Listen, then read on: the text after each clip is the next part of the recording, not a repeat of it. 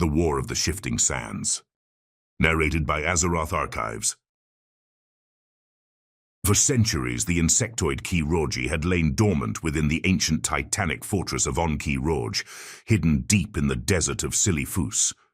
Once, they had waged war against the Troll Empire, but in the ages since, they had retreated into their underground lairs, their existence fading from the memories of Azeroth's races.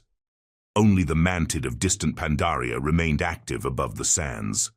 Ahn'Qiraj, originally built to imprison the old god Cthulhu, had become the sanctuary of the Qiraji.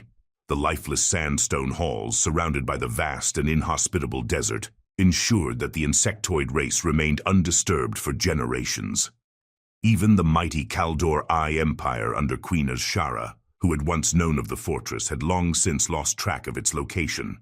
Change stirred in the sands when Fandral Staghelm, archdruid of the Kaldorei, sought to bring life to the barren wastes of Silithus.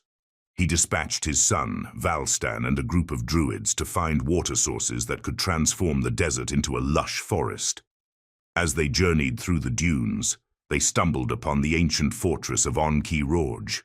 Despite the warnings of some druids who sensed the darkness within, Valstan ventured into the cold, shadowy halls. His presence inadvertently awakened the slumbering Qiraji, and deep beneath the fortress, the old god Cthulhu took notice of its stirring servants. As in ages past, Cthulhu's influence drove the Qiraji into a frenzied state. The higher castes began to organize their minions, the silithid, who came in diverse forms but shared an unwavering loyalty to their Qiraji masters. Stone constructs like the formidable Anubis Ath also bolstered the Qiraji ranks. Valstan and his druids, horrified by what they had discovered, fled from Ahn'Qiraj. They established a small outpost in the desert to keep watch over the insectoid threat. To their dismay, they witnessed the fortress teeming with increasingly greater numbers of Qiraji, the swarm preparing for an impending assault upon the world. Realizing the gravity of the situation, Valstan sent for reinforcements.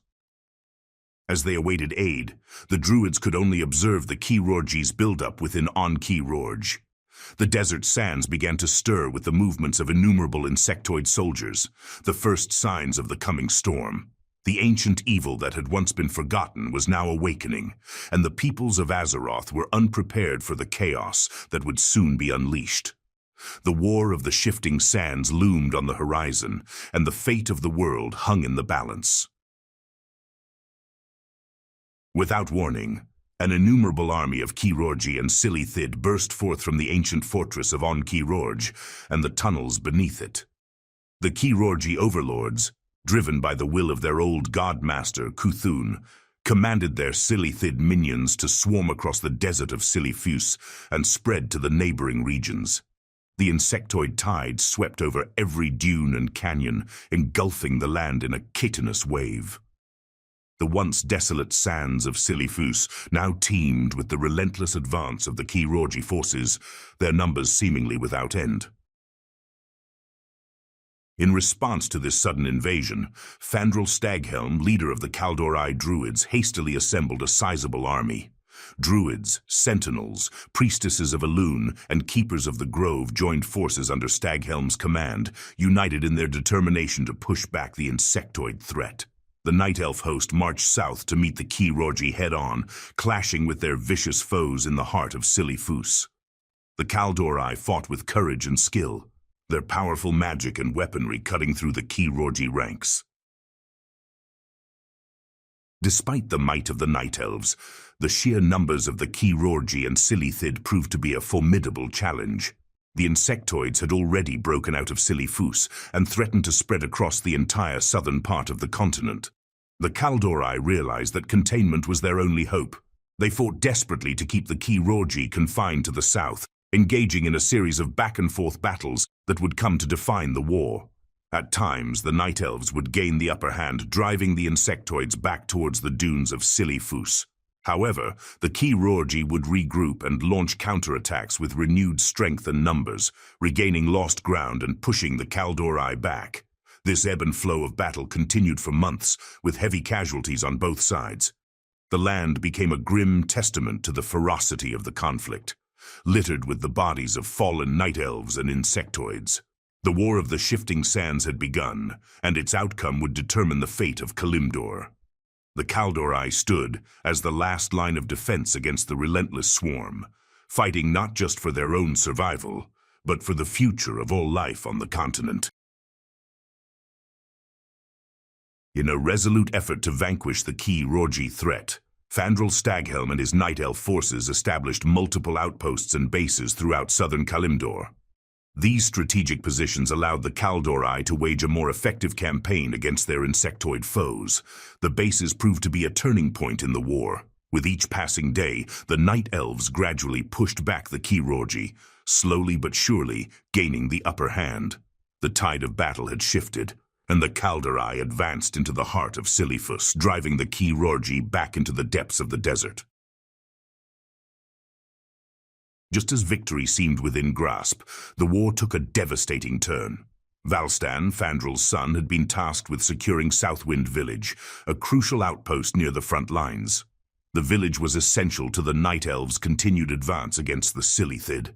In a cunning maneuver, the Qiraji orchestrated a feint, luring Valstan and his defenders into a trap.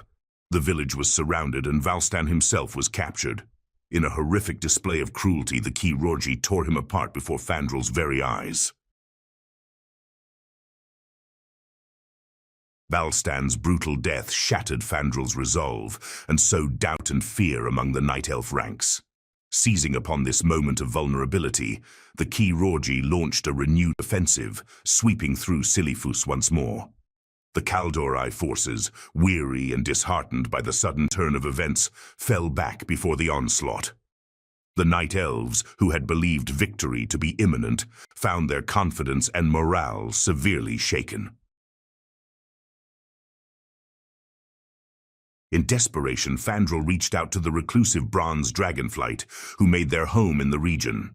He pleaded with them to aid the faltering Night Elf war effort against the Qiraji. Initially, the bronze dragons refused, unwilling to involve themselves in the affairs of lesser races. However, as the silithid spread beyond Silithus and into the deserts of eastern Tanaris, they launched a brazen assault on the caverns of time, the sacred sanctuary of the bronze dragonflight. This reckless attack prompted the bronze dragons to finally enter the fray. Joining forces with the Kaldorei, the bronze dragonflight, led by Ahn'Qiraj, rallied the red, green, and blue dragonflights to their cause. The dragons' entry into the war marked a significant shift in the balance of power. Bolstered by their powerful new allies, the Night Elves redoubled their efforts to push back the Qiraji swarm once and for all. The stage was set for the final confrontation that would determine the fate of Kalimdor.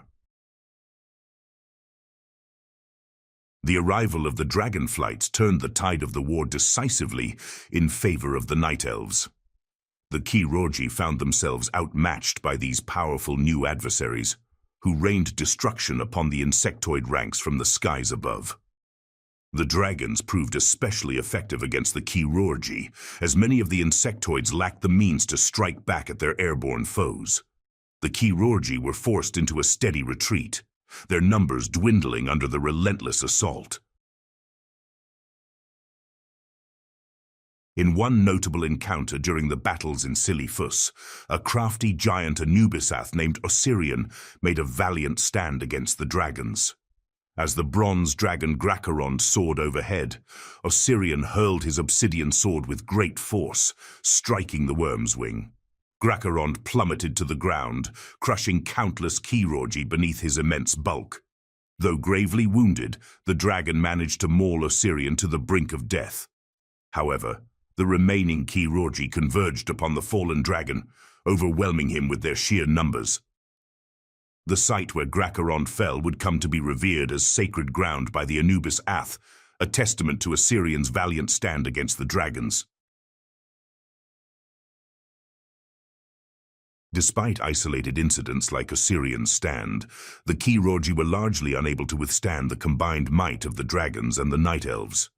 They were driven back to the very gates of Ahn'Qiraj, where they sought refuge within the ancient fortress dark halls and twisting tunnels. Even with the aid of the dragons, however, the Qiraji proved too numerous to be completely eradicated. Fandral Staghelm despaired at the thought of the war dragging on indefinitely, more lives lost with each passing year. In a desperate bid to end the war once and for all, Fandral and the dragons devised a plan to seal the Qiraji within Ahn'Qiraj itself. The Night Elves and their draconic allies gathered before the fortress, ready to carry out this monumental task. At Fandral's command, the Druids combined their powers, and alongside Ahn'Qiraj, they summoned a colossal barrier to seal off Ahn'Qiraj.